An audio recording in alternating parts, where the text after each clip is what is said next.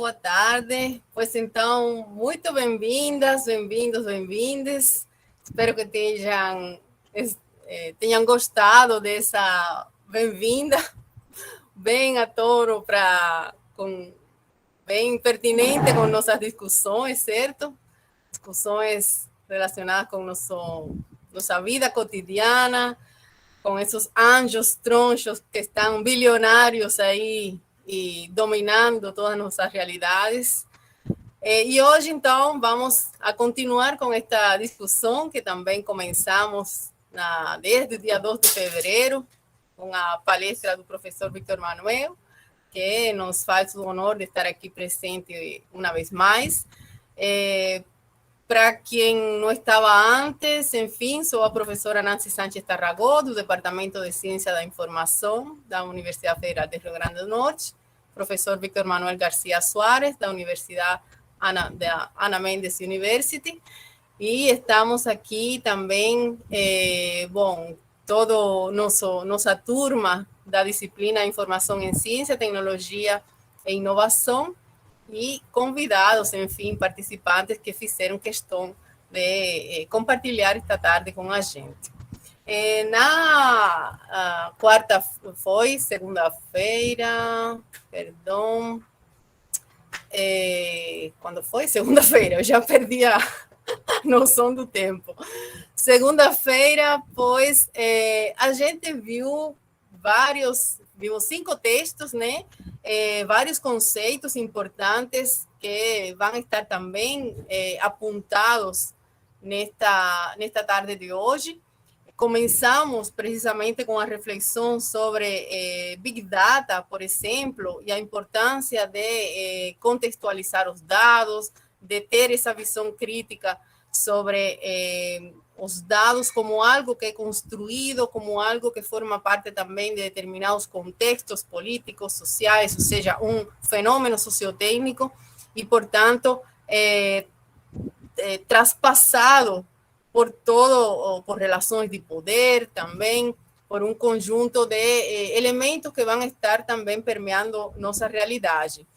E vimos também esses conceitos, né? Colonialidade, colonialismo, um colonialismo que também se atualiza para tempos digitalizados como os atuais, e por isso temos estado falando também de colonialismo de dados, observando diferentes manifestações desse colonialismo, observando também, discutindo um pouco as questões relacionadas com esse outro termo chamado de capitalismo de vigilância, ou seja, todo esse rastreio dos dados de nossa cotidianidade que são comercializados, mercantilizados, que vão a formar parte de todas as estruturas de dominação de países centrais com respeito a países periféricos, mas dentro também dos próprios países e nas diferentes camadas da sociedade.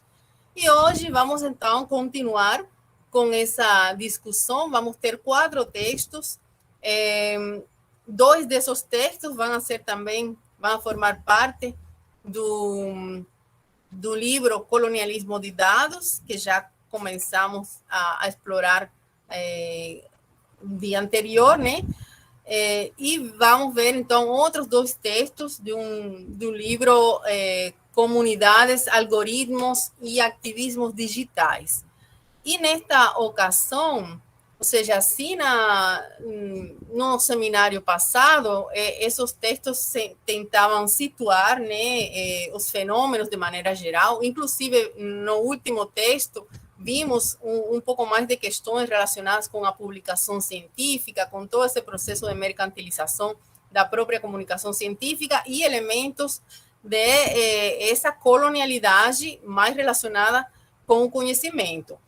Hoje vamos, então, a ver outras questões que estão também muito focadas para os aspectos de racismo, de sexismo, ou seja, dominações também já focadas em minorias e, sobretudo, os últimos 3 textos vão ter, eu acho que muita proximidade, ou ainda mais proximidade até com nosso âmbito como profissionais de informação, porque vão falar muito também de classificações, sociais, mas também classificações de informação, representação, indexação.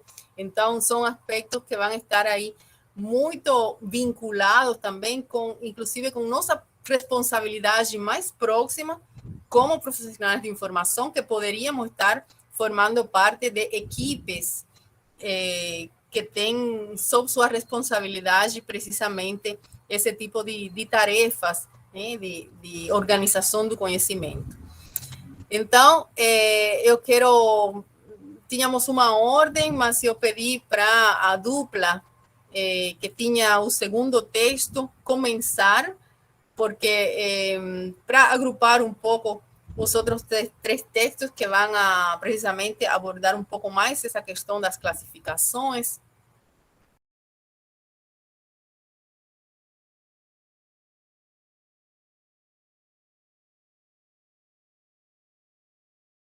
Micaela e Lara, muito obrigado. Aí, bem sintético, mas eu acho que vocês aí colocaram a discussão fundamental. E aqui na área de saúde, eu acho que é um tema super sensível, né? Porque, em definitiva, como vocês muito bem colocaram, estamos falando de uma coleta e uma análise de dados por inteligência, com auxílio de inteligência artificial, que no final vai decidir se uma pessoa vai poder ter uma proteção de saúde ou ela vai ser encaixada em um grupo de risco ou não, ela vai ter que pagar mais, ela vai ter que pagar menos, ela vai ter seus dados transferidos, talvez até para uma empresa em outro país que vai fazer, enfim, uso que bem entenda com esses dados, talvez uma venda a terceiros para comercialização desses dados, para oferta de produtos, enfim, é uma quantidade de consequências possíveis com dados que são extremamente sensíveis e valiosos, né? E acho que vocês não mencionaram, mas no texto até eles colocam um exemplo da plataforma telemonitoramento, se mal não lembro, que foi justamente uma plataforma criada para que os hospitais, enfim, as diferentes instituições de saúde utilizassem essa plataforma para atendimento à distância durante a Covid, mas sim realmente levar em conta esses aspectos que Micael bem mencionou no final, de anonimização, de realmente de proteção desses dados, para que a gente pudesse ter uma tranquilidade aí realmente sobre as possíveis consequências do armazenamento e uso desses dados pessoais. Sobre a questão da inteligência artificial, né, e a questão ética relacionada com o uso de inteligência artificial, existem diversos, né, diversos estudos, provavelmente vocês também já leram, já escutaram alguns. Não sei se no TED Talk, por exemplo, nessa plataforma de discussão de apresentação, né, de textos, de charlas, tem vários vídeos relacionados precisamente com a inteligência artificial e a questão ética do uso dos dados, do armazenamento dos dados. Então, eu recomendo até quem tiver mais interesse, curiosidade sobre esse tema, fazer uma busca aí na plataforma TikTok, porque tem assim vários vídeos, inclusive falando tanto questões relacionadas assim com essas problemáticas relacionadas com a saúde, mas também problemáticas relacionadas com a segurança pública, por exemplo, com a questão de empregos, ou seja, esse armazenamento e análise de dados levaria a fazer perfis para empregadores selecionar supostamente os melhores empregados, ou para as polícias dos países fazer uma análise de risco dos possíveis criminosos. Então, com todas as implicações que traz isso, éticas, de questão também de desigualdade, de racismo, que podem estar aí implicadas. Então, é uma temática realmente muito importante para nós também, como profissionais da informação. Não sei se estou falando muito, mas não sei se alguém mais quer fazer alguma intervenção. Pode falar pelo chat ou tá certo, professor, pode falar.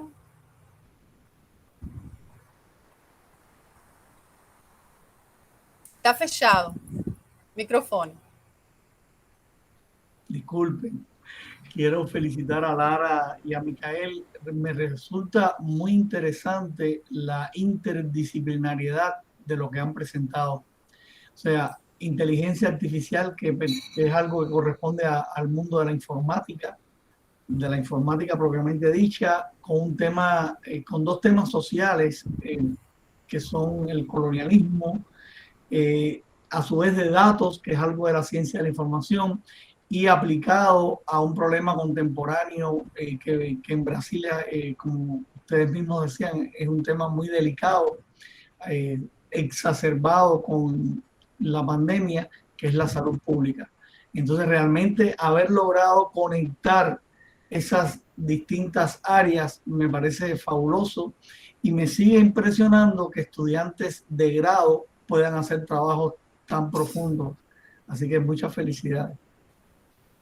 Muito bem, muito obrigada pela contribuição, professor.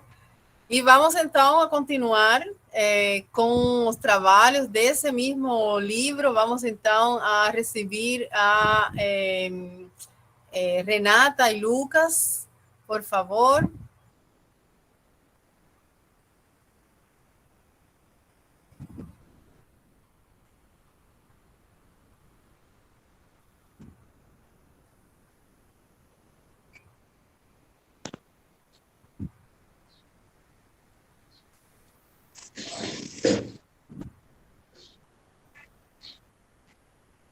Boa tarde, tá aparecendo normal? Vocês estão me ouvindo normal? Tudo bem. O nosso tema é colonialidade e aprendizado de máquinas em banco de dados Imaginet. O grupo é formado por eu, Renata Lopes e Lucas Facen.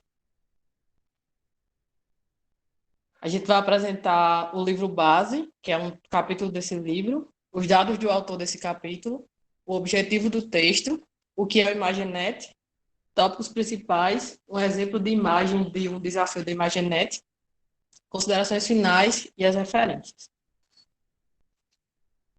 O livro é esse aqui, O Colonialismo de Dados, como opera a trincheira algorítmica na guerra neoliberal, que ele conta com a organização de Sérgio Amadeu de Silveira, Joyce Souza e João Francisco Cassinho. Ele foi publicado ano passado, tem 10 capítulos e cada capítulo é um autor que escreveu. Aí o nosso foi Tarcísio Silva, que escreveu o capítulo 5, que é a colonialidade difusa no aprendizado de máquina, camadas de opacidade algorítmica na Imaginet. Aí sobre o autor, ele é doutorando em Ciências Humanas e Sociais pela Universidade Federal do ABC, onde ele estuda racismo algorítmico e imaginário sociotécnico de resistência. Ele é mestre em Comunicação e Cultura Contemporâneas pela Universidade Federal da Bahia, e também graduado pela Universidade Federal da Bahia em Produção em Comunicação e Cultura. Ele realiza pesquisas sobre dados, algoritmos e racialização em plataformas digitais. E também é especialista em monitoramento de mídias sociais e métodos de pesquisa digitais. Bom, o objetivo do texto é explorar como a colonialidade incorporada nas relações de poder e conhecimento promove e aceita erros e representações nocivas contra minorias na visão que impera dentro do banco de dados de imagem. O Lucas vai falar agora para vocês o que é esse Imaginet.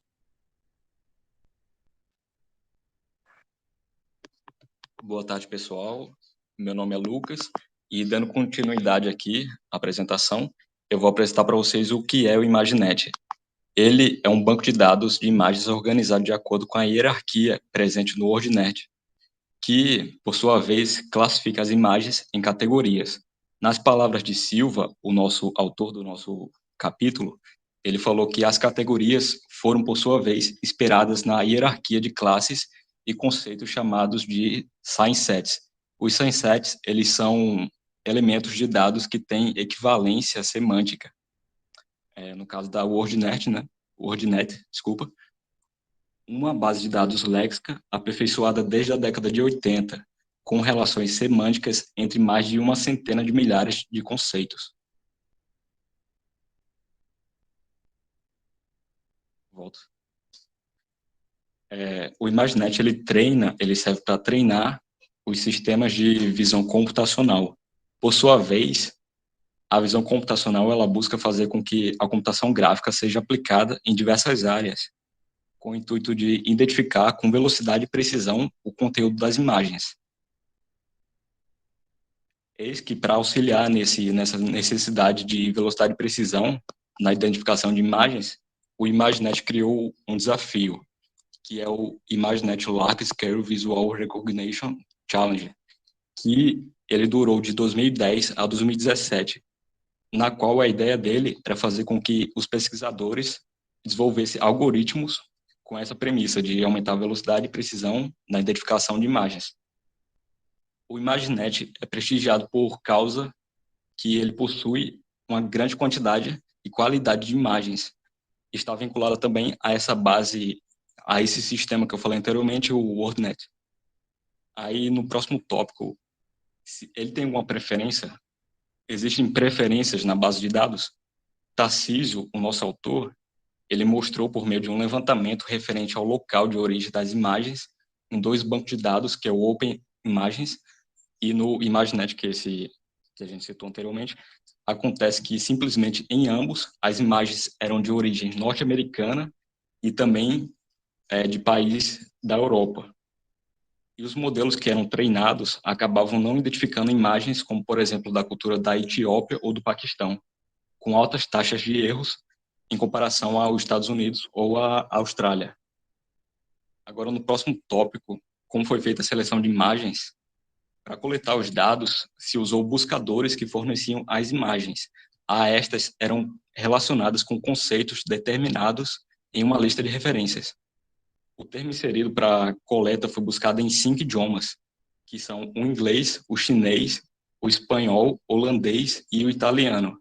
Entretanto, não foi uma representação fidedigna aos idiomas mais falados no mundo. Por exemplo, o português brasileiro ele é mais falado por pessoas do que o holandês ou o italiano. Agora, em relação à classificação das imagens, é revelado no texto que para classificar milhares de imagens de bases de dados treinadas, como no caso do ImageNet, são utilizadas a assistência de trabalhadores terceirizados, normalmente de algum país do sul global. Estas empresas pagam menos pelo trabalho em comparação se fosse contratar alguém de seu país de origem. Assim, realizando microtarefas, os prestadores de serviços, por exemplo, eles marcam retângulos ou eles delineam bordas em uma imagem para auxiliar nessa classificação. Em relação à segregação e à sociedade atual, se baseando na visão dos colonizadores, o sistema atribui etiquetas às imagens, de modo que não considera a evolução social atual. Por exemplo, há uma separação no sistema entre homem e mulher, porém desconsidera os termos como não binário. Observamos aí uma segregação que surge a partir dessa visão da sociedade e, em comparação à sociedade atual, que evoluiu em relação a esses casos. No próximo slide aqui, temos uma imagem do desafio que eu citei anteriormente. Essa imagem, ela participou do desafio e observamos aqui os retângulos que identificam as raposas. Para o ser humano, pode ser fácil identificar aqui onde começa a vegetação, onde termina, e onde começa a raposa e onde termina. Porém, no sistema de identificação visual, pode ser complexo pela semelhança que existe entre a coloração dessas cores. São desses tipos de imagem que foram apresentadas nos desafios aos pesquisadores, desse ILSVRC. Aí, isso fez com que incentivasse os pesquisadores a desenvolver cada vez mais os seus algoritmos adicionando tecnologias, redes neurais e outros tipos de coisa. Agora a Renata vai concluir nossa apresentação.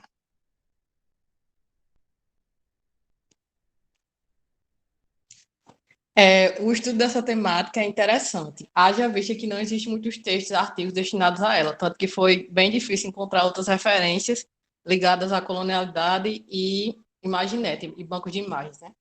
Assim, a comunidade é beneficiada com temas relevantes, que devem ser debatidos e analisados com um olhar mais crítico. E é importante que os bibliotecários tenham consciência a respeito dessas tendências presentes nas bases de dados de imagens, pois a biblioteconomia é um campo muito amplo e diverso. E com isso, deve tomar para si uma perspectiva crítica e humanista, a biblioteconomia, para assim colaborar com a formação de usuários, reforçando habilidades em competência crítica e informação. As referências, e é isso. Muito obrigada, Renata e Lucas. Muito bem, é um tema, como vocês bem falaram aí, bem interessante. A gente está vendo, né, como eu tinha até adiantado, aqui a questão da classificação, a classificação das imagens, a identificação e como podemos, como vocês muito bem falaram, estão aí os vieses, os preconceitos, até questões que são consideradas como de eurocentrismo, né, de considerar que as imagens que representam determinados países podem ser representativas do mundo todo, ou que determinadas línguas são as línguas centrais, embora realmente a gente saiba que não são nem as línguas mais faladas. E outro aspecto que vocês tocaram aí muito bem e que já, de alguma maneira, no encontro passado tínhamos até mencionado, a questão da terceirização de trabalhos, onde precisamente grupos de indivíduos dos países periféricos são realmente os que levam a maior parte desse trabalho, com condições de trabalho muito diferentes às que seriam realmente aqueles trabalhadores dos países centrais. Então, temos também a questão da desigualdade, do próprio racismo que está aí permeando todo esse trabalho. E quando vocês mencionaram a questão da possível confusão, ou seja, de como essas imagens desse desafio implica que um olho humano pode talvez identificar essas nuances, né, de cores, mas uma inteligência artificial talvez não poderia, né? Pelo menos se ela não está bem treinada, porque a gente tem que lembrar que a inteligência artificial e esse aprendizado de máquina é justamente um processo de aprendizagem. É o ser humano que treina essa inteligência para que ela consiga fazer essas tarefas. E aí eu lembrei também de um estudo de uma pesquisadora, acho que ela é nigeriana, agora não estou muito lembrada, mas tem até um documentário também na Netflix, onde ela justamente fazendo uns experimentos de visão computacional, aí ela reparou que o rosto dela, que era um rosto oscuro, né, de mulher negra, não era visível para essa inteligência artificial que ela estava estudando, precisamente porque era uma inteligência que tinha sido treinada para identificar rostos brancos, né? E aí ela faz todo, enfim, isso foi motivação para justamente fazer um estudo mais aprofundado de todas as problemáticas éticas relacionadas com inteligência artificial e com os vieses que estão incorporados a partir do próprio ser humano, que é quem faz esse trabalho. E aí, como dizia Mariana, também, efetivamente, na parte de segurança, né, e de policiamento, é uma problemática que está muito debatida hoje por esses problemas de reconhecimento facial. Inclusive, esse autor, que é o autor deste capítulo e é o autor do capítulo seguinte que a gente vai a trabalhar, Tarcísio Silva, que é um autor, um pesquisador muito ativo em estas questões relacionadas com racismo algorítmico. Ele também tem um blog e tem vários trabalhos, vários artigos, justamente criticando todo este processo de incorporar o reconhecimento facial em diferentes âmbitos, né? E tem todo um chamado a eliminar reconhecimento social, precisamente porque o que pode trazer pessoas encarceradas injustamente. A gente sabe aqui no Brasil e nos Estados Unidos também, a população negra é justamente a mais suscetível de ser encarcerada, de ser punida somente por suspeitas, né? Só associadas à cor da pele. Então, essa questão do racismo algorítmico está bastante presente aí, de transfobia, inclusive também, né? E bom, vai ser também objeto do próximo trabalho. Mas antes de passar para ele, não sei se alguém mais quer falar alguma coisa, alguma outra intervenção. Certo. Então, vamos passar justamente para o outro trabalho que vai aprofundar um pouco mais essa questão do racismo algorítmico. E aí, então, eu dou a palavra a Murilo, Dimas e Flaubert.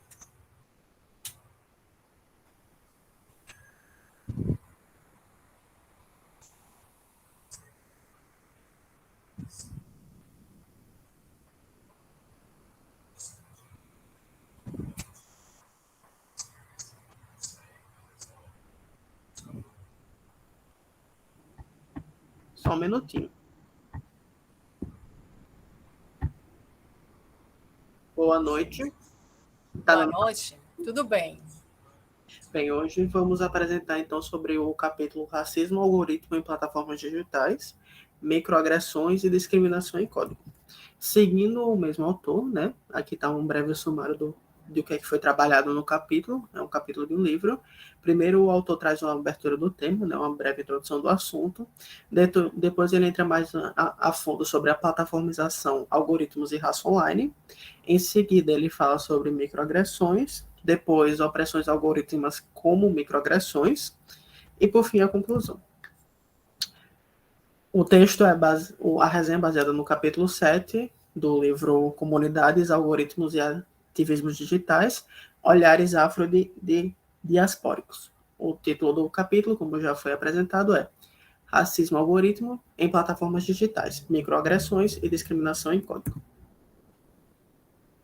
O autor é o Tarcísio Silva, ele é criador da Desvelar, mestre em Comunicação e Cultura Contemporânea pela UFPA, Universidade Federal de Brasília, eu acho, e realiza doutorado em Ciências Humanas e Sociais pela UFABC, estudando as relações entre tecnologia e raça, racismo, branquitude e negritude. Desenvolve e ensina métodos digitais de pesquisa aplicadas a campos mercadológicos, políticos e eleitorais, e terceiro cofundador da IBPAD. Coeditou publicações como Monitoramento e Pesquisas em Mídias Sociais, Metodologias, Aplicações e Inovações, para entender o monitoramento de mídias sociais e estudando cultura e comunicação com mídias sociais.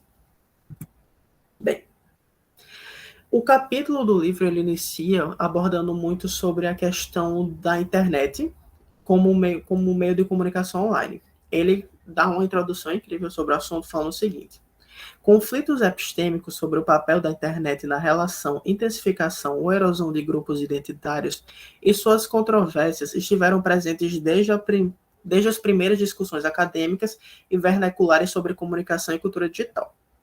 Entretanto, grupos de cientistas, teóricas e ativistas de comunicação e tecnologia apontaram os processos pelas quais as construções tanto das tecnologias digitais e de comunicação, quanto da ideologia do Vale do Silício, são racializados a partir de uma lógica de supremacia branca. O racismo online é um sistema de práticas contra pessoas racionalizadas que privilegiam e mantêm poder político, econômico e cultural para os brancos de espaço digital. Como assim? Embora todo mundo às vezes solte essa frase que a internet é uma terra de ninguém, que você pode conversar sobre qualquer assunto. Você pode falar sobre o que quiser, de qualquer maneira, sem responsabilidade nenhuma, porque você está oculto por, sei lá, por um perfil que você não usou uma foto sua, ou qualquer coisa. As coisas não funcionam assim. Desde sempre, desde que surgiu, os profissionais do setor do departamento de comunicação, eles sempre estudaram o impacto da internet, tipo, como é que as pessoas se comunicam na internet e quais são as consequências disso. Então, eles perceberam que sempre houve essa classe de gente branca que tentou oprimir pautas negras, que sempre tentou silenciar os negros até mesmo dentro da internet. 2 exemplos para deixar bem claro, um não muito sobre a questão branca, sobre a questão de negritude, mas que envolve também foi o caso do Monark, que todo mundo deve ter visto recentemente esses dias, que ele falou esses dias que o nazismo deveria haver um partido legalizado sobre o nazismo aqui. Ele falou isso no podcast dele. Houve uma grande comoção na internet, né, porque afinal de contas é um absurdo o que ele falou, e houve toda uma questão sobre isso. Outra pauta aí, sim, sobre a negritude, é sobre um assunto que eu acho que todo mundo gosta aqui, eu particularmente amo, que é o Big Brother Brasil. Desde 2020, se vocês repararem, está tendo muita questão social, principalmente racial, do BBB. Teve com o Babu, teve com o Lucas Penteado e a Carol Conká no passado, e esse ano está acontecendo com a Natália. Uma das principais questões que estão tendo com a Natália, que está reverberando muito nas comunidades, principalmente no Twitter, é a questão de que, se a Natália está sendo tão perseguida dentro da casa, se ela está sendo tão humilhada assim, que nem a Juliette foi ano passado, por que ela não está tendo a mesma recepção que a Juliette teve? Lembra que a Juliette ano passado foi tipo um fenômeno, e a Natália esse ano ela está sendo, só que de alguma maneira as pessoas estão meio que inviabilizando o sofrimento dela. Muita gente considera ela bastante agressiva, e principalmente as comunidades negras meio que adotaram ela por causa disso, porque está tendo esse debate, tipo, ela é agressiva ou ela só estão falando isso porque ela é negra? É um debate que está sendo muito interessante, se vocês quiserem acompanhar, né? Mas é basicamente essa introdução do autor ao tema, que, tipo, existe essa comunidade branca que tenta silenciar de toda forma a comunidade negra. E também parte do princípio de que o racismo não é algo individual, não é um problema que a gente trata por nós mesmos, tipo, isso foi racismo. Não, racismo é algo presente no mundo inteiro, praticamente, e na sociedade inteira. É uma doença que precisa ser tratada no geral. E aí ele entra alguns conceitos, como plataformização, algoritmos e raça online, e ele começa falando sobre a plataformização da web, porque conforme a internet foi se desenvolvendo, as coisas meio que começaram a se transformar em plataformas. O pioneiro disso foi o Mark Zuckerberg, com o Facebook, onde as coisas começaram, nessas páginas de redes sociais, elas começaram a ser um intermédio para que os usuários possam interagir entre si. No caso, eles possam interagir. Existem vários tipos de plataformas. Existem as plataformas de mídias sociais, existem as plataformas de nuvem.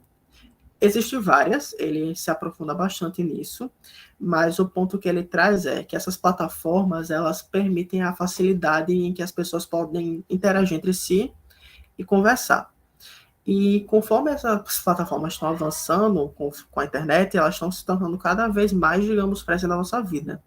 O Mark Zuckerberg, por exemplo, ele anunciou o Meta, versus esses dias, não, tem alguns meses, e é um negócio, assim, absurdo, tipo, você vai poder praticamente viver dentro da internet, interagindo com pessoas, você já interage, mas vai ser uma experiência quase que física.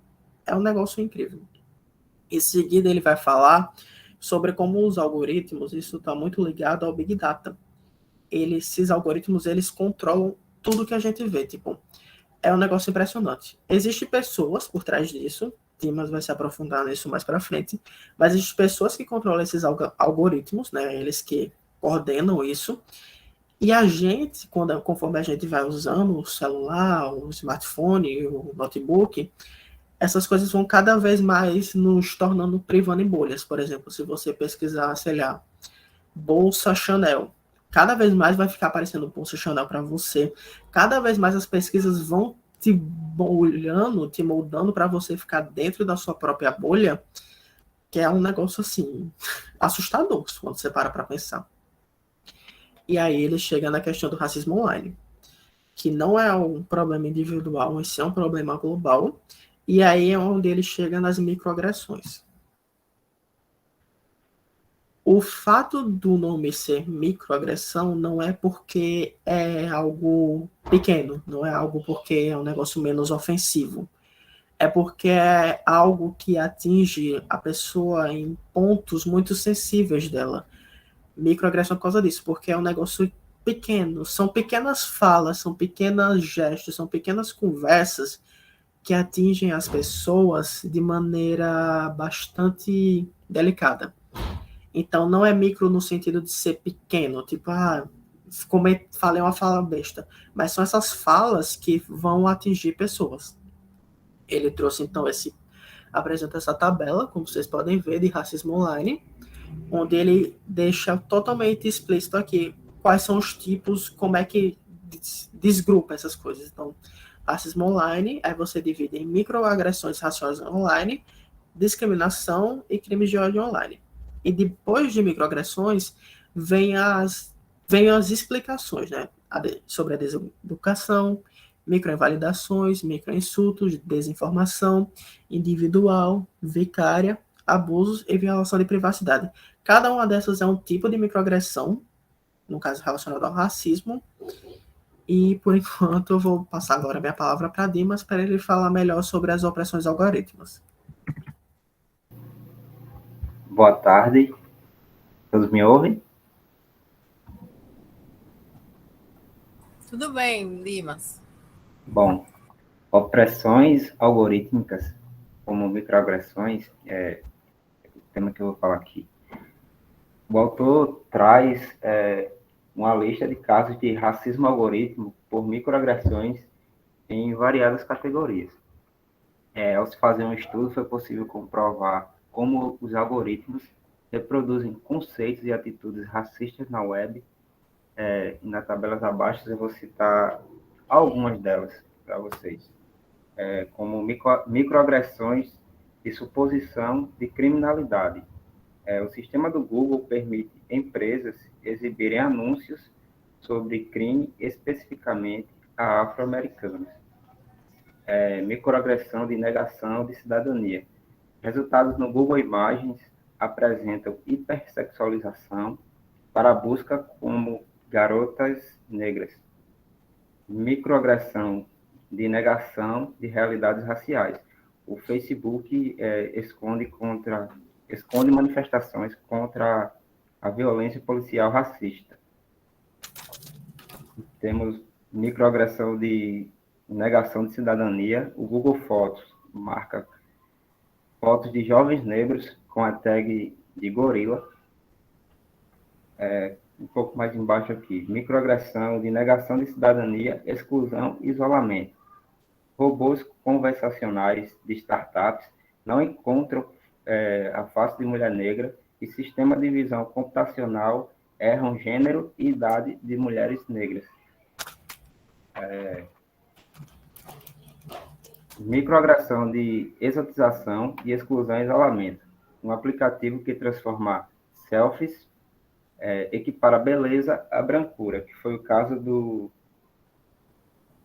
aplicativo, o Face App, citado no texto. Ele valoriza características fenotípicas eurocêntricas, que elas clareiam fotos de usuários negros, por exemplo, como a professora Nancy citou anteriormente, né, da pesquisadora que o aplicativo não conseguia identificar o rosto dela, porque os algoritmos eles já estavam treinados a escolher faces brancas, não é?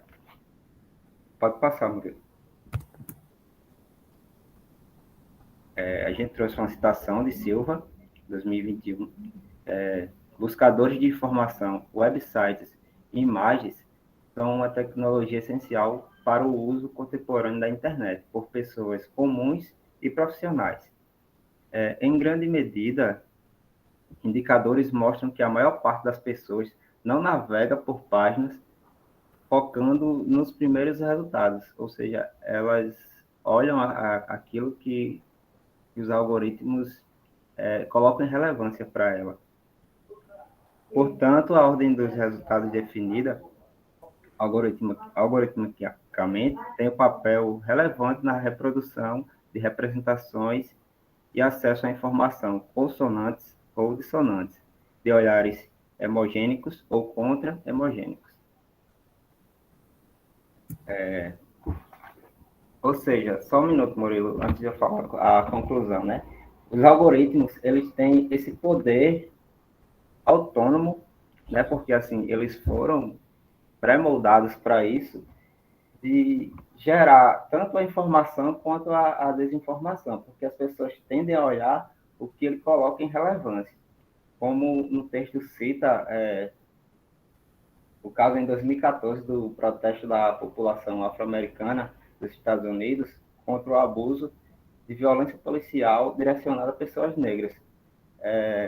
O Facebook estava em fase de teste um Top Trends, que é o mesmo que existe no Twitter, né, o Trend Tops, que fica uma listagem de assuntos que está em relevância no momento na web.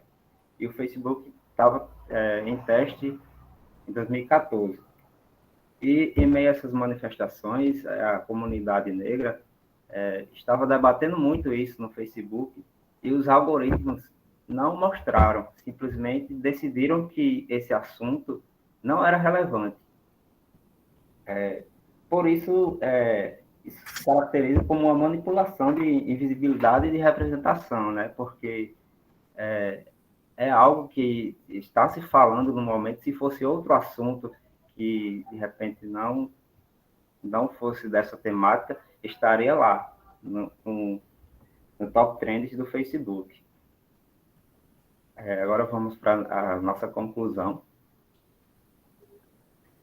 Em suma, esse tema serve para que as pessoas saibam dar voz às suas dores, como também compreender que o racismo não é algo banal, muito menos específico. É um problema social e que necessita de ser debatido por nós.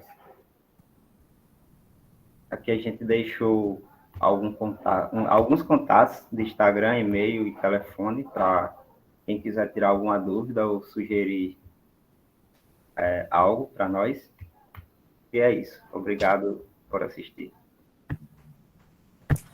Muito bem, Dimas, Murilo, Flower. Gostei bastante de você ter deixado aí seus contatos, né? Porque, em definitiva, vocês leram, estudaram esses textos, então, que melhor que vocês para refletir mais sobre, conversar mais sobre essas temáticas com alguém que esteja interessado. Então, acho bem pertinente, né? Vocês deixar aí essas informações. Eu gostei bastante da reflexão que vocês trouxeram, inclusive, bom, parabéns também por trazer essa outra articulação com essas questões da cotidianidade, né? Até quando o Murilo começou a falar do BBB, eu não sigo o BBB, mas, em definitivo, o BBB aparece para a gente, né? Então, eu entro a Twitter e me saem essas questões, e justamente eu estava pensando nesse problema com Natália, né? Que é outra forma de efetivamente de se manifestar esse racismo que está presente, não apenas enfim, tanto no entretenimento, na televisão, mas também a gente vê aqui como foi até essa humilhação pública, né, com esta mulher. E até mais doloroso também, que está sendo bastante debatido, a questão de que fosse outra mulher preta a que também fizesse essa ação com ela, né? Então, é um pouco, até a gente não podemos especificar, mas eu penso nessa colonialidade, né? No sentido de que estamos tão permeados por essas questões que também nos tornamos muitas vezes em continuadores, reprodutores dessas violências, das quais nós somos também, nós sofrimos também, né? E como ahí lembré también de Paulo Freire, ¿no? Que decía que cuando a educação não é libertadora, o oprimido quer se tornar o opressor, ou sonha com se tornar um opressor. Então, nós, enfim, temos essa outra reflexão aí que podemos fazer dessa necessidade de reparar em essas colonialidades, reparar no racismo, nas questões de homofobia, de misoginia, todo aquilo que são opressões que a gente pode, sem sequer ser consciente, continuar reproduzindo e fazendo violência em outros. E eu acho que esse capítulo é bem interessante também, desde o ponto de vista que ele traz, como vocês mostraram, é uma pena que estavam tão pequeninas, né? Tão pequenininhas as imagens, mas ele traz toda essa categorização, né? Essa taxonomia das diferentes microagressões, porque eu acho que também muitas vezes, inconscientemente ou sem reparar, as pessoas continuam reproduzindo essas questões. Quando a gente tem uma melhor informação até das diferentes tipos de manifestações que podem ser violências contra outros, podem ser agressões, pois as pessoas poderiam talvez repensar seus comportamentos em definitiva, né? E aí, já para terminar minha fala, que já no último momento Dimas fala da questão de como determinados discursos eles são invisibilizados, por uma parte, por essas bolhas que são criadas pelos algoritmos, mas que são bolhas também que têm uma certa tendenciosidade, né? Existem vários fenômenos que não interessam que sejam visíveis, né? Então, aí está a questão também de determinada manipulação política ou determinadas ideologias, né?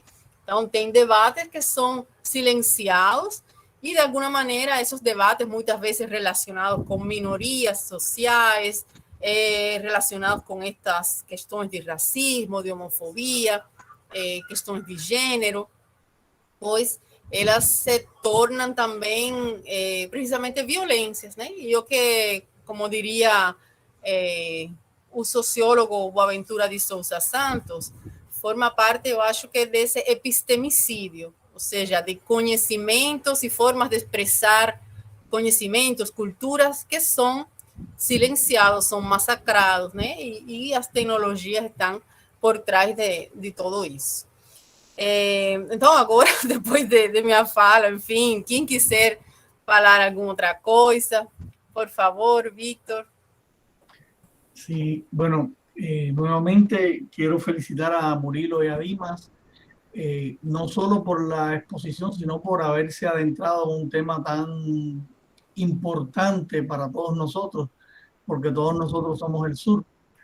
Y yo pienso, reflexionando sobre el concepto de las microagresiones, que ha tenido mucho auge en los últimos tiempos, que el propio nombre es una forma de discrimen.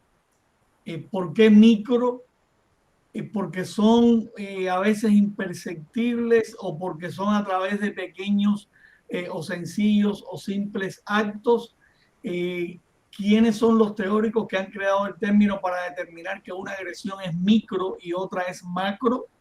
El papel del receptor en el proceso de comunicación es decisivo, y lo importante en cualquier acción es cómo se siente el que la recibe y cómo lo percibe el que la recibe.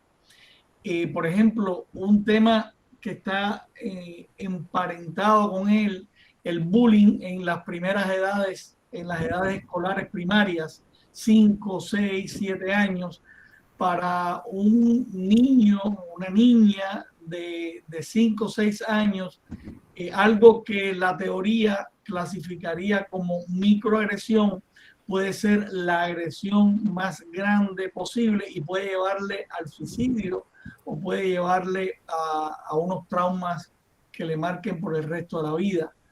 Entonces, una vez más, quienes crean las teorías, que son los del norte, le ponen los nombres a su conveniencia. Eso es una opinión personal que puede estar equivocada, mía, ¿verdad? Y lo otro es que yo también invito a que reflexionemos sobre el discrimen por omisión. A veces es tanto y tan frecuente y en todos lados que nos cansamos y luchamos solo en el ámbito académico cuando nos toca tratar el tema a los profesores o cuando les toca estudiarlo a ustedes, pero lo tenemos en la casa, en el vecino, en el centro comercial, en todos lados, y es un momento en que nos cansamos o ni nos damos cuenta porque es tan frecuente que no lo vemos. Y entonces el no detectarlo o el no denunciarlo o el no participar, o sea, omitirnos nosotros, es una forma de apoyarlo o de no combatirlo.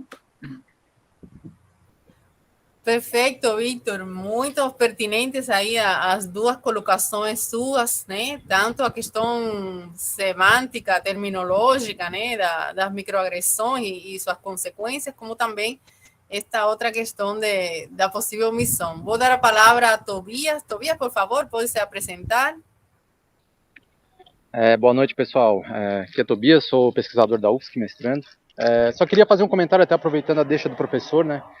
Questão de terminologia, eu acho imprescindível nesse debate. É claro que o tema aqui hoje era mais focado em algoritmos, mas fazer a diferenciação entre algoritmos, inteligência artificial, machine learning, por exemplo, para que esses debates eles fiquem cada vez mais, né, nichados, mas também mais claros. Isso é muito confuso, né? Todas essas terminologias, né? O que é o que, mas cada um desses como que eu posso dizer? Desses caminhos, eles apresentam dificuldades, desafios, né, e qualidades diferentes. Então, né, enfim, só uma sugestão, eu tenho trabalhado nesse sentido de tentar deixar isso bem claro para que eu possa saber exatamente, né, do que eu estou falando, como criticar ou como abordar. Só isso. Obrigado, pessoal. Parabéns pela apresentação aí, está muito bacana o seminário. Muito obrigada, Tobias. Eu acho que sim, que desde um ponto de vista terminológico, a gente deveria ter mais claridade nessas coisas. A gente um pouco está entrando nessas temáticas de neófito, né? Que são, a gente vê mais isso como algo que é da informática, né? Da computação, mas evidentemente nós, profissionais da informação e futuros profissionais de informação, precisamos estar muito bem inteirados de todas as questões, das ligações, articulações que tem com outros temas que talvez dominamos mais. Então, acho que é muito pertinente seu comentário de que necessitamos aprofundar mais nas definições, né? O que é cada coisa, precisamente para poder, então, entender melhor e fazer uma crítica bem fundamentada. Muito obrigada. Alguém mais quer fazer algum comentário? A Antônia também está aqui apoiando a fala de Tobias. Bom, então passamos para nosso último texto, que vai ser apresentado por Mariana, né? Um texto também que trabalharam Mariana e Victor.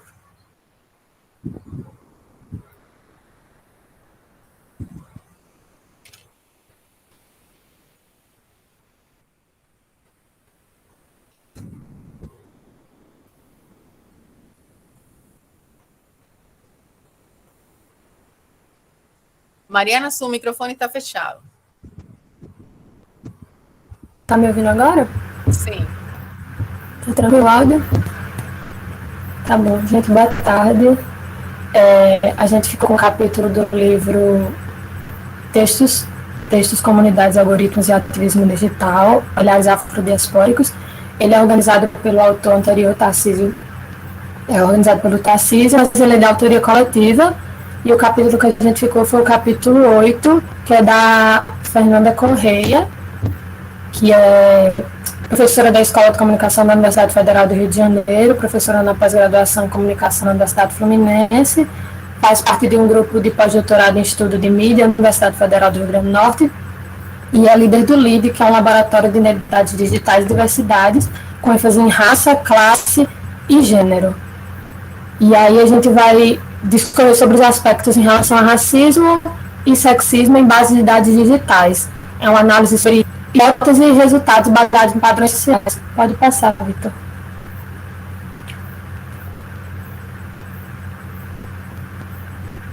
Tá bom. Então, antes de começar, eu queria trazer para debate uma reflexão bem mais epistemológica e filosófica sobre termos semânticos. A autora usa no capítulo dela os termos racismo e sexismo, sendo que o termo significante de sexismo significa discriminação de sexo, e na verdade ela remete a uma relação biológica de sexo dentro da binaridade, e essa relação também é opressiva dentro das relações patriarcais e coloniais, né? E acho que é importante a gente questionar publicamente o uso dos termos e a simbologia histórica. A palavra sexismo surge de uma necessidade de reafirmar que a natureza e o nosso corpo biológico que determina a nossa existência quanto gênero, sendo que todos nós sabemos, e vários autores, como esses 2 livros aí da Judith Butler e a Guacira Louro, falam sobre a construção de gênero quanto um espectro social.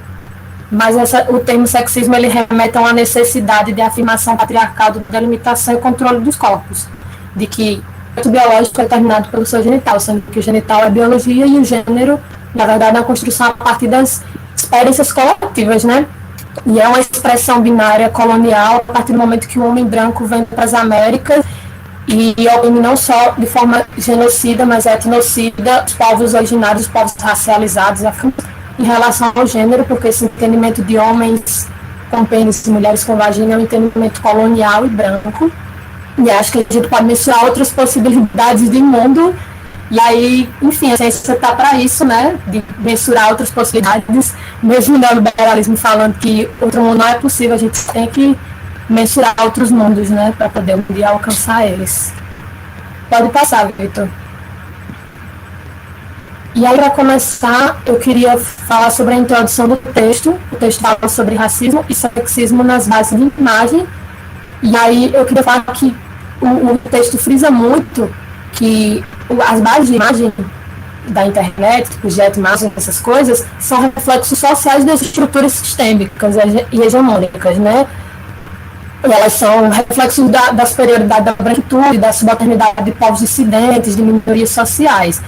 Então, as estruturas aplicadas socialmente, elas vão para o campo da internet. E acho que é importante a gente saber disso, para a gente não dissociar e criar um distanciamento de que não está acontecendo, sendo que o sistema colonial nunca acabou e a gente continua numa relação de subalternidade para povos minoritários, colocando eles em campos de opressão, né?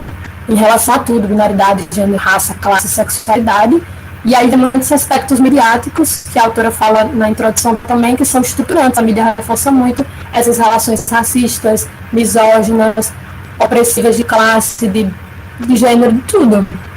Em relação à ênfase principal do texto, que é a questão racial, em diálogo com a questão de gênero. Mas aí eu estou trazendo tudo para poder a gente entender que está tudo bem conectado, assim, dentro do sistema colonial que nunca acabou, né? E aí ela fala... eu entendi na introdução, ela fala sobre a quem serve, para que serve essa estrutura sistêmica, né? A partir do momento que a gente entende que para o neoliberalismo e o capitalismo funcionário precisa ter alguém sendo oprimido e subalternizado como subhumano, a subvida, para poder alguns, 1%, adentrar as suas riquezas, né? E, enfim, precarização de trabalho, várias questões que mantêm as engrenagens do capitalismo girando em relação à meritocracia também, do individualismo e tudo mais. Pode passar, Vitor. Então, ela fala no texto que os bancos de dados de imagens, desculpa, como jetimagens e stock photos são pensados em repositórios. E eles são feitos usados por pessoas, fotógrafos e pessoas que são donas dessas plataformas. Não é um computador que faz isso. E as pessoas têm intenções, né? E esses arquivos seguem uma tendência de reestruturar e reenfatizar essas opressões de racismo e de gênero e de várias outras, porque né, tanto que no texto nem se fala, por exemplo, sobre binaridade, sobre questão de sexualidade, se adentra muito mais a questão racial e gênero, pensando na binaridade de homem e mulher. Esses são os aspectos do texto, mas além disso, né? E aí ela entende, e aí eu compreendendo o texto, entendo que todo mundo, com ciência, tem uma responsabilização em expor, denunciar essas estruturas porque elas são feitas por pessoas. Existe a responsabilização das pessoas que fazem, elas precisam ser cobradas, porque é um reflexo da estrutura social, né, de opressão. E aí é sistemático a falta de representação dos corpos dissidentes, de panoramas mais alternativos, inclusivos, nesses bancos de imagem, assim como é na sociedade, né, na internet e na vida presencial. E aí ela coloca em questão a posição privilegiada da branquitude, que é de sempre se sentir um ser humano válido, né? A única existência válida é a da branquitude, principalmente da branquitude masculina, né? Pode passar, Vitor. E aí ela traz essa denúncia, essa exposição, através de imagens e de uma pesquisa em relação a termos.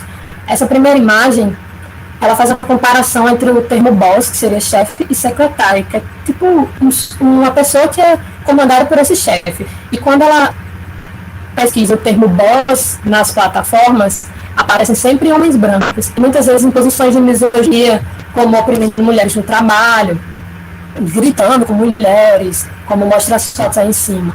Já quando se pesquisa o termo secretário, aparecem muitas mulheres, e a maioria dessas mulheres são mulheres negras, mostrando que o campo que se espera que as pessoas negras, principalmente as mulheres negras, tenham é o de subalternidade em relação ao homem branco. E aí é importante refletir porque estruturalmente é entendido que esse lugar de subalternidade é colocado, pertence a essas mulheres negras. Desde a colonização, o povo negro é tratado como sub-humano, e essa estrutura colonial ameaça o racismo estrutural, simbólico, institucional, e todas as instituições velam o racismo como se ele não acontecesse no Brasil, e as aplicações práticas desse racismo são, por exemplo, o genocídio do povo negro e de pessoas empregadas no mercado, pessoas negras, morre um jovem negro a cada 20 minutos no Brasil, e em relação às mulheres realmente o campo de subalternidade e de objetificação, né? Tem muitos casos de feminicídio no Brasil. A gente bateu um recorde ano passado de uma mulher morrendo a cada 14 minutos. Eu acho importante isso ser dito para a gente entender que a teoria, ela reflete, ela só é o espelho da prática. Já está acontecendo, o sistema colonial já está posto, e a gente tem que trazer para como isso influencia na nossa vida, como essas expressões limitam os corpos das pessoas, limitam a existência delas, ao que se espera que elas sejam, ao que elas podem ser, ao que elas não podem ser, que espaço elas devem ocupar. E é isso, pode passar, Vitor. Então, quando pesquisado, a autora destrincha um pouco mais e adentra, secretário, e não tem, e as fotos que não tem questões de gênero, as mulheres sempre estão em subalternidade, e os homens que aparecem na palavra secretário, eles são sempre remetendo a secretário de governo, uma coisa mais startup, ainda numa relação de poder e de chefia. Não é o mesmo secretário que é relacionado para a mulher, principalmente para as mulheres negras. E aí eu trouxe essas duas autoras, para além do texto que a gente está baseando esse trabalho, para a gente refletir um pouco, que a Angela Rodrigues fala muito dessa relação, e o trabalho também dá para perceber que se baseia muito na pesquisa dela, sobre as relações interseccionais e os atravessamentos entre gênero, raça e classe, como essas opressões conseguem existir, criando uma pirâmide social de homem branco, homem negro, mulher branca, mulher negra, e equiparando em algumas relações e opressões múltiplas. E essas contradições do sistema capitalista, né, fica muito confuso, misturado, e acho importante a gente trazer outros textos também para a gente debater. E aí esse outro texto da Silvia Federici fala sobre o surgimento do patriarcado, e ela explica que essa demarcação de gênero, quando surge o patriarcado depois do sistema feudal, é muito necessário para controlar os corpos e designar que ações são pertencentes a X corpos e outros corpos. Limitar o que você pode fazer e o que você não pode fazer a partir da sua biologia.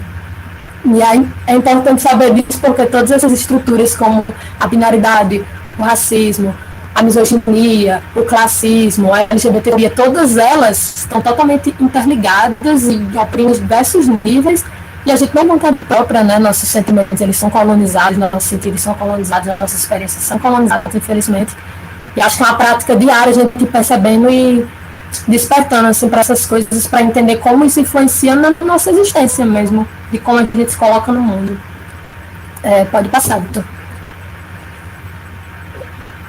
E aí, uma outra temática que ela traz em relação à comparação dos termos pobreza e riqueza. E quando pesquisado pobreza, obviamente, aparecem pessoas racializadas, pessoas negras, muitas dessas pessoas são mulheres, porque a pobreza também pertence ao feminino dentro da binaridade.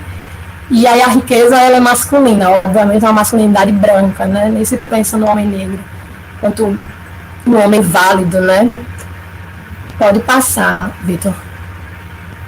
E aí ela adentra um pouco mais na comparação, essa primeira foto são imagens de pessoas brancas em contextos aleatórios e não são associadas à pobreza. Mais fotos que ela recuperou no Jet Imagens e em outros programas de banco de dados de imagem, que são de pessoas negras em contextos parecidos, elas ainda são associadas à pobreza. Pessoas indígenas sempre são associadas à pobreza. Qualquer foto de uma pessoa indígena, pode ser uma pessoa indígena sorrindo no meio da rua, é pobreza.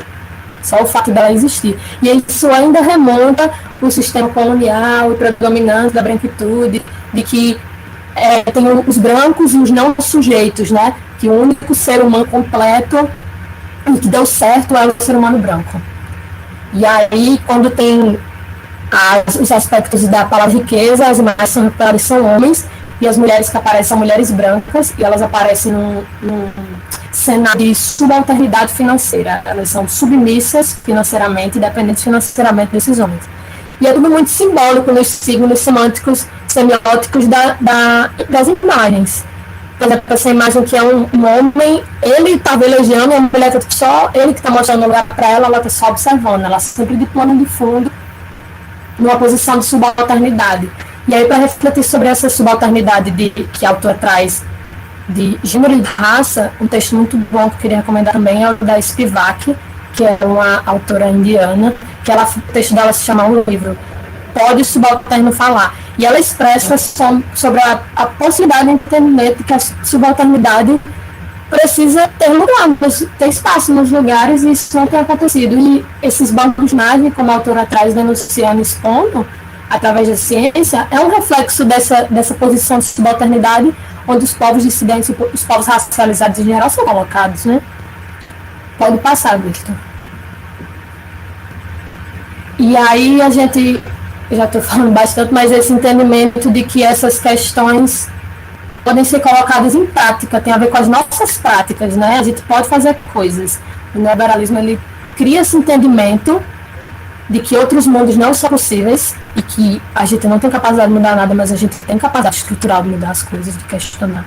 Em algum momento tudo foi muito distante, mas a gente tem capacidade para questionar as coisas e, através da ciência, denunciar, como a autora faz. E essa é a minha conclusão, de que a ciência tem que ser politizante. E esse texto, como vários outros são apresentados aqui, todos os textos apresentados aqui, nesse evento, são politizantes. A ciência, ela precisa ser política, porque tudo é política, nossa existência é política, a partir do momento que a gente vive no sistema opressor e colonizante de tudo, né? Desde o momento em que a gente nasce. E aí, o texto, ele também serve como uma denúncia estrutural, né? Do contexto de opressão institucional mesmo, porque o Estado é uma instituição que é a maior resistência de todas, né? E a maior genocídio do povo negro, das mulheres e das pessoas não binárias, das pessoas trans, e tudo mais, de todo o corpo que não é normativo e não segue a heteronormatividade. E o texto, ele traz essa demanda de colocar em prática. E acho importante ser dito que as pessoas que estão sofrendo mais com as consequências dessas estruturas são as pessoas que têm menos acesso à informação de como essas estruturas se aplicam à vida delas de forma prática, como aquela estrutura está agindo para limitar a existência dessa pessoa. Pode passar, Vitor. E aí agora a gente vai pensar possibilidades, isso já é fora do texto, foi uma parte a mais que eu fiz. Eu trouxe alguns bancos de dados, todos gratuitos, que são inclusivos, e aí eu queria citar os nomes, que é um trabalho incrível, coletivo, assim. Tem Mulheres Invisíveis, que são só mulheres negras, protagonizando vários tipos de cenas de lazer, de escritório, de chefia, tudo que você imaginar de esporte, tem várias mulheres lésbicas, mulheres que são de SPEM, que não expressam feminilidade. Aí tem desde espectro, que são só pessoas não binárias, pessoas trans nas fotografias. Por exemplo, essa foto é uma mulher trans no cargo de chefia, conversando com uma mulher negra, que também está no cargo de chefia. E aí a gente tira um pouco dessa caixa normativa de que a única possibilidade é aquela. Tem outras possibilidades, tem gente fazendo coisa e a gente tem que colar nessa galera, assim. Pode passar, Vitor.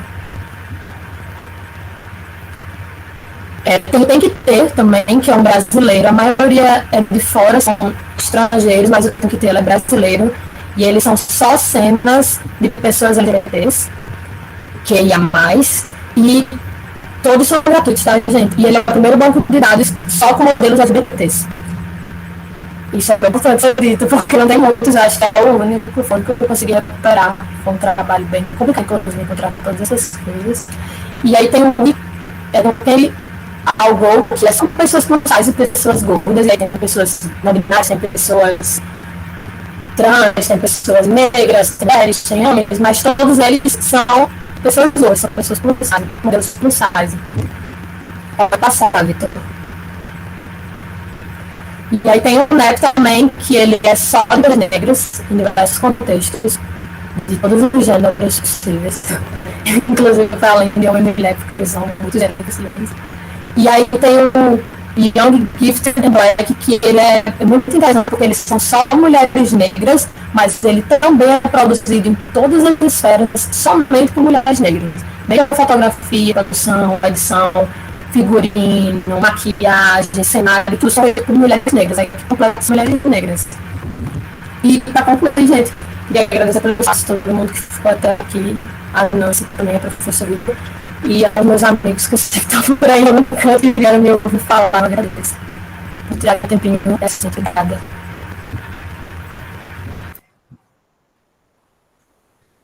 Mariana, muitos parabéns. Excelente sua apresentação, o trabalho que vocês dois fizeram. Eu acho que você trouxe a riqueza da análise, né, de sua análise, de sua bagagem aí, que eu sei que você tem outras leituras também que enriquecem bastante, com o texto, que já de por si traz uma pesquisa bastante interessante, mostrando todas esse racismo e essa misoginia estrutural aí bem patente, bem evidente nessas bases de dados e as etiquetas. Eu acho que isso nos toca bastante, né? Nós que trabalhamos com organização do conhecimento, com indexação, com classificação, com os rótulos, inclusive com a própria chamada catalogação social, né? As taxonomias. Então, tudo isso tem muito a ver a maneira em que a gente tem nossa cabeça organizada com respeito a essas questões, é a maneira que a gente pode também aplicar em ações, né? E você trouxe muito bem isso aí, eu acho bem interessante todos os outros bancos de imagens que você trouxe, né? Eu não conhecia também. Então, é uma forma evidente, né, de dizer, a gente tem esta problemática, a gente faz a crítica, mas a gente também tem outras alternativas, né, e a gente pode e deve usar essas outras alternativas, descobrir essas alternativas, pensar, refletir, criar junto essas alternativas, né, para, como você dizia, sair dessa visão única de sociedade, de mundo, que é o que a gente está colonizadamente construída para pensar, né? Que existe só isso. Então, eu quero agora dar a palavra para alguém mais que queira contribuir. Víctor Manuel. Bueno, felicitar a Mariana y a Víctor. La pasión con que Mariana presentó es impresionante. Se nota que el tema la apasiona mucho. Hay una frase que tenía una de las diapositivas que decía que las bases de datos son un reflejo de las estructuras y los estereotipos sociales. Y por supuesto, volvemos a lo mismo, las teorías que dominan o los dueños de esas teorías, de las publicaciones, son los del norte. Y a mí hay algo que siempre me llamó la atención cuando aparecieron los dominios de Internet. El único país del mundo que su dominio no termina con las letras del país es Estados Unidos. O sea, como ellos crearon Internet, ellos son, hay una frase en español que es el ombligo del mundo, ¿no? No sé si en portugués se conoce esa frase. Umbigo, pero bueno, umbigo del mundo. Entonces, realmente ya eso es una señal tremenda, y voy a hacer una pequeña anécdota. Yo sigo mucho el deporte del tenis y en ocasiones hay eventos muy importantes a nivel mundial, los que saben de tenis, por ejemplo, un Grand Slam, y hay 5 partidos a la vez, y en uno de los partidos están el número 2 y el número 3, o el número 2 y el número 5 del ranking mundial enfrentándose, y en otro partido están el número 40 y el número 60, pero uno de esos dos es de Estados Unidos, y como el canal de televisión es ESPN, que es el líder mundial en deportes, te transmiten el partido del número 40 versus el número 60, y te quedas sin ver a los dos de los mejores, porque uno de allá era un deportista de Estados Unidos. O sea, que está en todas las esferas de la vida social el tema del discrimen, del poder y del uso y abuso de ese poder, ¿no? Un ejemplo actual es la forma en que Estados Unidos se está comunicando con Rusia en el conflicto que hay entre Rusia y Ucrania. O sea, como si Rusia fuera un niño de escuela primaria y lo está amenazando, porque Estados Unidos es el dueño de la verdad y de lo que ellos quieran hacer, a pesar de que tienen un presidente que es un viejito decrépito, que era para que estuviera allá cuidando a los bisnietos en la casa, ¿no? Pero así todos tratan de ejercer esse poder. Yeah. Muito obrigada, Mariana. Quer falar algo mais? Eu tenho um comentário de uma frasezinha que eu acho que é muito posicionadora sobre tudo. Que quem fala é o Krenak, que é um autor brasileiro, não sei se você conhece, que não existe futuro. Mariana, está desculpa. Cortando, melhorou? Eu só queria falar uma frase de um autor brasileiro que se chama Ayrton Krenak, que fala que não existe futuro se não for coletivo. E é isso, sabe? As pessoas coletivamente têm muita potência para fazer muitas coisas. E é isso que eles vão trabalhar.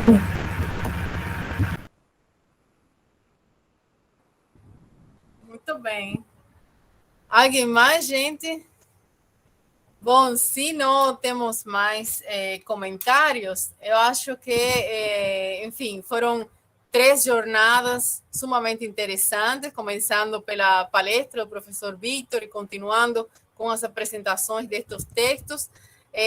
Textos bem interessantes que eu convido novamente a todo aquele que puder conseguir os livros. Tem esse aí livro que já deixei o link, o outro livro, Colonialismo de Dados, está em venda. Enfim, o capítulo meu, que também está em um livro que está em acesso aberto. O artigo do primeiro dia que abriu o seminário está também em acesso aberto. Então, gente, tem muita informação. Eu convido a todos a lerem, a continuar estudando, e agradeço demais a participação de vocês, a presença, a disposição de meus alunos e também a participação do resto dos colegas que estão aqui, que também espero que de alguma outra maneira contribuam com a gente a continuar a construção deste olhar crítico sobre a ciência, a tecnologia e a inovação. Então, parabéns aí a todos e até mais, tá certo?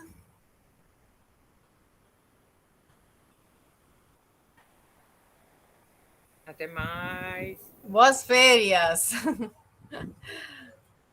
Gracias, muchas gracias por los comentarios.